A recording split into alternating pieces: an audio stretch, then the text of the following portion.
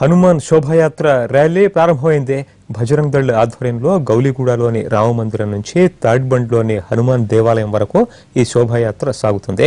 నగరంలోని పలు ప్రాంతాల్లో ఈ సందర్భంగా ట్రాఫిక్ ఆంక్షలు విధించారు. మరింత సమాచారం మా ప్రతినిధి రాధాకృష్ణ ఇస్తారు. రాధాకృష్ణ, శోభాయాత్ర ర్యాలీ ఏ విధంగా సాగుతోంది? పూర్తి సమాచారం ఏమిటి?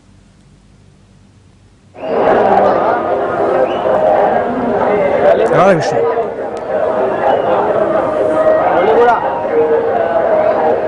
పరితోష్, ప్రస్తుతం హనుమాన్ జయంతి సందర్భంగా శోభాయాత్ర ప్రారంభమైంది. గౌలిగూడ రామ్ మందిరం నుండి ఈ శోభాయాత్ర ప్రారంభం కావడం జరిగింది. ఈ శోభాయాత్రకి ప్రతి ఏడాది ఒక చీఫ్ గెస్ట్ వస్తారు. ఈసారి కూడా సురేంద్ర జైన్ ముఖ్య అతిథిగా వచ్చాడు ఇక్కడికి. ఈ శోభాయాత్రలో అతను పాల్గొనడం జరిగింది. ప్రస్తుతం మనం చూస్తున్నాం, ప్రత్యేక విగ్రహాన్ని ఏర్పాటు చేశారు. భారీ హనుమంతుడి విగ్రహంతో పాటు పూజ చేసిన హనుమంతుడి విగ్రహం కూడా మనం ఎదురుగా చూస్తున్నాం. ఉదయం టెంపుల్లో మహాశాంతి యాగం చేసిన తర్వాత మనం ఎదురుగా చూస్తున్న విగ్రహంకే మహాశాంతి యాగం చేశారు. ఆ తర్వాత ఇక్కడ నుండి ర్యాలీగా బయలుదేరేందుకు ఏర్పాటు చేశారు. కొద్దిసేపటి క్రితమే ఈ శోభాయాత్ర కూడా ప్రారంభం కావడం జరిగింది. ఇక్కడికి భారీ స్థాయిలో నగరం నుండి ఇతర ప్రాంతాల నుండి భారీ స్థాయిలో ఇక్కడికి భక్తులు చేరుకున్నారు. దీనికి సంబంధించి మనతో మాట్లాడడానికి బజరంగ్ దళ్ నాయకులు ఉన్నారు. ఒకసారి ఆయన అడిగి మరిన్ని వివరాలు తెలుసుకుందాం.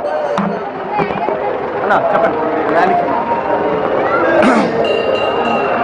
జై శ్రీరామ్, జై హనుమాన్ విజయయాత్ర సందర్భంగా గత 32 ఏళ్లగా విశ్వ హిందూ పరిషత్ తరఫున బజరంగ్ దళ్ ఆర్గనైజేషన్తో ఈ కార్యక్రమం నిర్వహిస్తున్నాము.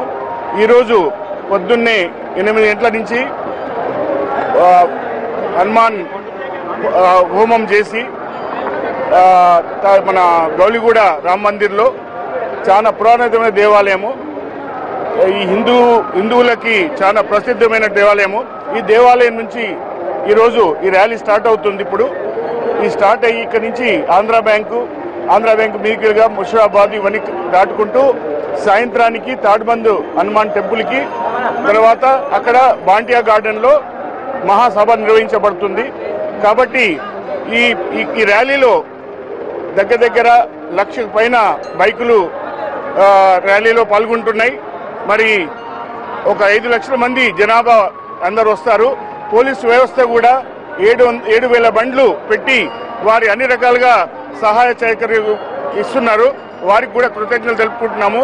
కాబట్టి హిందూ బంధువులందరూ కూడా అధిక సంఖ్యలో దీనిలో ఈ ర్యాలీలో పాల్గొని మన హిందూ ధర్మాన్ని కాపాడాలి. జై భారతదేశానికి జై. ప్రస్తుతం మనం చూస్తున్నాం, భారీ స్థాయిలో కూడా భక్తులు వచ్చారు. ఒకవైపు, మరొక వైపు ప్రత్యేక రథాన్ని మనం చూడవచ్చు. కూడా ప్రత్యేక రథాన్ని ఏర్పాటు చేశారు. ఈ ప్రత్యేక రథం ద్వారా ర్యాలీలో ఇక్కడి నుండి నేరుగా తాడ్బండ్ వరకు వెళ్తారు. అక్కడ మహాహారతి తర్వాత సభ ఉంటుంది. ఇంపీరియల్ గార్డెన్ లో భారీ బహిరంగ సభ ఏర్పాటు చేశారు. ఆ సభలో ముఖ్య అతిథులు పాల్గొనడం జరుగుతుంది. ఇక్కడి నుండి సుమారు 1,00,000 బైకులతోటి ర్యాలీని నిర్వహించేందుకు ఏర్పాట్లు కూడా చేయడం జరిగింది. ఈ సందర్భంగా ఎలాంటి అవాంఛనీయ సంఘటనలు జరగకుండా ప్రధానంగా పోలీసులు కట్టుదిట్టమైన భద్రతను కూడా ఏర్పాటు చేశారు.